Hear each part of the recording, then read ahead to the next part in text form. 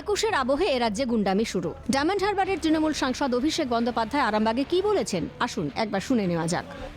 আমি নাম ধরে বলছি, অমিত শাহ বহিরাগত। আমি নাম ধরে বলছি, দিলীপ ঘোষ গুন্ডা। আপনার ক্ষমতা থাকলে আপনার কত বুকের পাটা আমার বিরুদ্ধে মামলা করুন। বৃহস্পতিবার চলল জঙ্গল রাজের গুন্ডামি। তৃণমূলের পতাকা হাতে জেপি নাড্ডার কনভয়ে হামলা, বিজেপি নেতাদের পর পর গাড়ি ভাঙচুর। তাহলে এখন কে গুন্ডামি শুরু করলো? দেখুন কারা হামলা চালাচ্ছে। পুলিশের প্রশ্রয় গুন্ডামি, নীরব দর্শক পুলিশ। নিধিরাম সর্দার। শাসকের দলদাস হয়ে তৃণমূল কর্মীদের সুরক্ষা দিল পুলিশ। ভোটের দামামা বাজিয়েছেন তৃণমূল সুপ্রিমো মমতা বন্দ্যোপাধ্যায়, আর তাঁর প্রশ্রয়েই শুরু হলো একুশের গুন্ডামি। বৃহস্পতিবারের নাড্ডার কর্মসূচিতে হামলার আশঙ্কা করেছিলেন বিজেপি নেতারা, সেই আশঙ্কাই সত্যি হলো। শিরাকোলে আগে থেকে তৃণমূলের হারমাদরা রাস্তার পাশে দাঁড়িয়েছিলেন। তাহলে কি এই ঘটনা তৃণমূলের পূর্ব পরিকল্পিত? ডায়মন্ড হারবার যাওয়ার পথে শিরাকোলে নাড্ডার কনভয় পৌঁছতেই কার্যত গুন্ডামি চলল। এলোপাথার ইট পাটকেল পড়তে থাকে, কার্যত রণক্ষেত্র হয়ে ওঠে শিরাকোল। বিজেপি নেতাদের একের পর এক গাড়ি নির্বিচারে ভাঙচুর করা হয়। পুলিশের সামনেই তৃণমূল কর্মীরা বিজেপি কর্মীদের ওপর আক্রমণ চালায়। ভাঙচুর হয় বাংলার দায়িত্বপ্রাপ্ত কেন্দ্রীয় নেতা কৈলাস বিজয়বর্গীয়, সর্বভারতীয় সহ সভাপতি মুকুল রায়, রাজ্য সভাপতি দিলীপ ঘোষের গাড়ি। এর পাশাপাশি আরও বেশ কয়েকটি গাড়ি ও বাইক ভাঙচুর হয়। হামলা থেকে বাদ যায়নি সিএনের গাড়িও। এ রাজ্যে গুন্ডারাজ চলছে, তোপ দাগলেন নাড্ডা। आज इसलिए सुरक्षित हूं क्योंकि मेरे पास बुलेट प्रूफ गाड़ी थी, अन्यथा किसी कोई गाड़ी नहीं छूटी जिस पर अटैक नहीं हुआ है। ये गुंडा राज जो हमने देखने को मिला है, इसको नस्तो नाबूद करना है और प्रजातंत्र को यहां पर खिलाना है। इस बात को हमको হামলায় বিজেপি নেতা কৈলাস বিজয়বর্গীয় রক্তাক্ত হয়েছেন। অহংকার দম্ভে এই হামলা, তৃণমূলকে নিশানা করলেন কৈলাস বিজয়বর্গীয়। अराजकता है ये, और मैं समझता हूँ अहंकार है सत्ता का। ये सत्ता के अहंकार में ये सब हो रहा है। और सबसे बड़ी शर्म की बात है कि यहाँ पुलिस खड़ी हुई है, उनके सामने गुंडे टारगेट करके पार्टी के राष्ट्रीय अध्यक्ष की गाड़ी में पत्थर फेंक रहे हैं, हमारी गाड़ी को टारगेट करके मारा है। मैं समझता हूँ कि ये बिल्कुल नादरशाही है। उसी मोड़े ব্যাপক জমায়েত করে সকাল থেকে রাস্তা ব্লক করা হয়েছিল, পুলিশ ঠেলাঠেলি করে খালি করলো।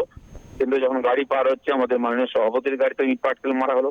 ওখানে শওকত মোল্লা এমএলএ, যে ডিস্ট্রিক্ট প্রেসিডেন্ট টিএমসি, সে নিজে মানুষকে উত্তেজিত করেছিল, বারবার ভাষণ দিচ্ছিল। তার ভয়েস আপনারা শুনতে পারবেন ভিডিওতে, কিভাবে লোককে উত্তেজিত করছে। একাধিক মোটরসাইকেল ওয়ালাদেরকে মেরে মাথা ফাটানো হয়েছে, পেছনে অনেক গাড়ি ভাঙা হয়েছে। আমি তো সামনে আছি, বুঝতে পারছি না, কিন্তু মাননীয় কৈলাস বিজয়বর্গীয়, অনুপম হাজরা, এদের গাড়ি ভাঙা হয়েছে। আরো একাধিক গাড়িতে ইট পাথর মারা হয়েছে। এখানকার স্থানীয় সাংসদ অভিষেক বন্দ্যোপাধ্যায় এবং লোকাল পুলিশ তারা যৌথ সাজেশে এই আজকের এই আক্রমণ। কারণ একজন ভিভিআইপি যখন আসেন রাজ্যে, তার রুট স্পেসিফাই করা থাকে, লোকাল এসপিকেও জানানো থাকে। এমন নয় যে আমরা স্পেসিফাই রুটের বাইরে এসেছি। এবং তারপরে গাড়ির অবস্থাগুলো দেখছেন আমাদের স্থানীয় সাংসদ এবং পুলিশের বিরুদ্ধে আমাদের অভিযোগ দায়ের করা হবে। কারণ এখানে যখন আমরা আসি, যখন আমাদের উপর আক্রমণ চালানো হয়, পুলিশ এখানে মজুদ ছিল। এদিকে এদিন সকালেই ডায়মন্ড হারবারে বিজেপি কর্মীরা আক্রান্ত হয়েছেন। আক্রান্ত বিজেপির টাউন সভাপতি সুরজিৎ হালদার। অভিযোগের তীর তৃণমূল কংগ্রেসের দিকেই।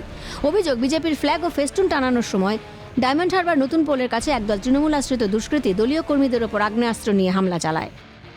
সকালে ফ্ল্যাগ টাঙাচ্ছিলাম, অতর্কিতে 100 জনের ওপর প্রায় আমাদের ওপর আক্রমণ করে। কারা আক্রমণ করলো?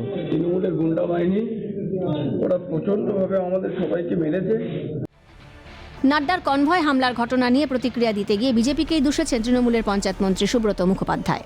উনি যখন যাচ্ছিলেন গাড়ি থেকে, ওনার লোকজন নানা রকম ভিডিও করে একটা প্রভোকেশন ইচ্ছাকৃতভাবে তৈরি করা হচ্ছিল।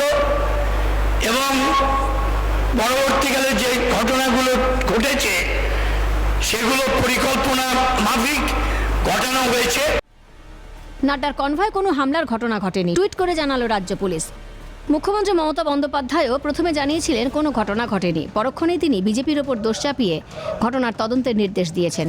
এই স্ববিরোধিতা কেন? বলে একটা প্রোগ্রাম আমাদের ছিল, সেখানে আমাদের ছেলেদের আমরা বলেছিলাম না করতে, ওরা করেনি, পরে করেছে টাইম অ্যাডজাস্ট করে। শিরাকলে কিছু হয়নি। গাড়ির লেজুর কে কাকে ধাক্কা মেরেছে, না কে কাকে থ্রো করেছে, না প্ল্যানিং করে করেছো। যেমন ঈশ্বরচন্দ্র বিদ্যাসাগরেরটা প্ল্যানিং করে করেছিলেন। আমি পুলিশকে বলেছি টোটাল এনকোয়ারি করতে। ফের চক্রান্তের তত্ত্ব মমতার। বিজেপিকেই দুষলেন হামলার ঘটনায়। শিরাকলে কিছুই হয়নি বলেই বললেন মানুষের ক্ষোভের স্বতঃস্ফূর্ত বহিঃপ্রকাশ। অথচ এদিন আরামবাগে মমতার ভাইপো অভিষেক বন্দ্যোপাধ্যায় হামলার ঘটনা স্বীকার করেছেন। বললেন, নাড্ডার গাড়িতে হামলার ঘটনা ক্ষোভের বহিঃপ্রকাশ, অর্থাৎ রাজ্য পুলিশের বিবৃতি আর অভিষেকের মন্তব্যে বৈপরীত্য। আজকে বিজেপির জেপি নাড্ডা এসে ডায়মন্ড হারবারে গিয়ে গাড্ডায় পড়েছে, তা আমি কি করতে পারি? সাধারণ মানুষের ক্ষোভের বহিঃপ্রকাশের দায়িত্ব তো আমার নয়। 21-এর নির্বাচনে জনগণের ওপর কি ভরসা নেই মমতার? তাই কি গুন্ডামিতেই ভরসা রাখছেন পিসি আর ভাইপো? ভাস্কর বসু, সৌরজিৎ বন্দ্যোপাধ্যায়, প্রীতিশ বন্দ্যোপাধ্যায় ও শান্তনু পুরকাইতের রিপোর্ট, ক্যালকাটা টেলিভিশন নেটওয়ার্ক।